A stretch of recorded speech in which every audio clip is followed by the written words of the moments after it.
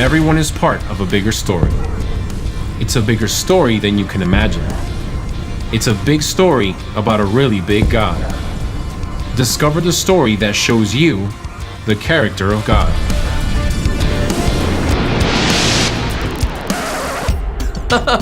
Hey, I'm Jose, and this awesome glowing thing you're looking at right now, it's my Bible. 66 separate books that all fit together to form one big story. Oh, the story of how God created us and loves us so much, he made a way to rescue us, even when we walked away from him. These chapters are filled with adventures and letters, and even songs of people who faced some pretty difficult situations. Lions, earthquakes, storms, shipwrecks, scary stuff. Some of them gave up, but many of them were brave enough to do what had to be done, even when they were afraid.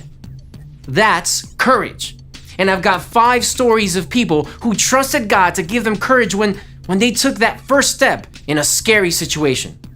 We get started in the second book of the Bible, Exodus chapter 2.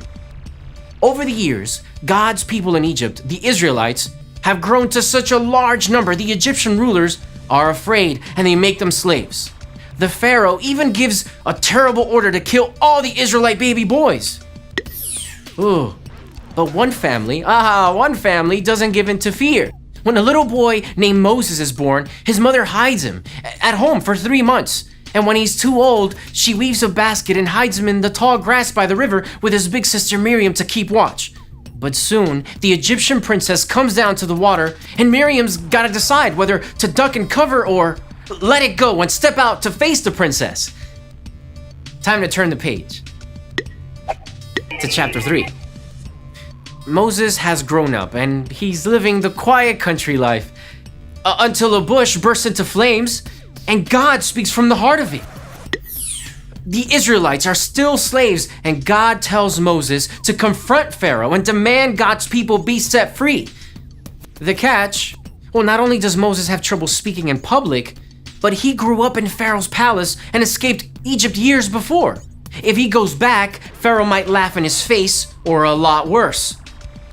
Let's skip ahead a few chapters to chapter 13. Now Moses has faced Pharaoh, and he's leading God's people out of Egypt. It's all smooth sailing. Until Pharaoh changes his mind and sends an army of chariots after them. Now God's people are stuck between charging horses and the raging Red Sea, and no one packed a swimsuit. Taking that next step forward may just require trusting God to do the impossible. Now we jump a few books to the 4th book of the Bible, Numbers 13:1. Now here, the Israelites, led by Moses, are finally nearing the land God has promised them. Moses sends 12 men as spies to check it out. And what they find is incredible. Enough food to feed everyone. Grapes the size of golf balls. There's just one snag.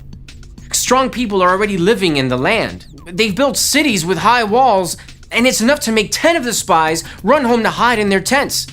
But the 2 other spies, Joshua and Caleb, know the size of the enemy doesn't matter when God calls you to take a brave step into something new. We wrap up a couple of books ahead, in Joshua 5. It's many years later, but Joshua is finally leading God's people into the promised land. First stop, Jericho, a city with tall, strong walls. You'd think the Israelites would arm themselves with swords and maybe a battering ram to take the city. But God's got different instructions. Don't attack. Take a step, a lot of steps. So instead of going into battle, Joshua and God's people must choose to believe God's promise and go for a hike. Incredible. As God's people discovered, you can be afraid and still be brave. You can still take the first step. That's courage. And I can't wait to see how it shows up in you and me.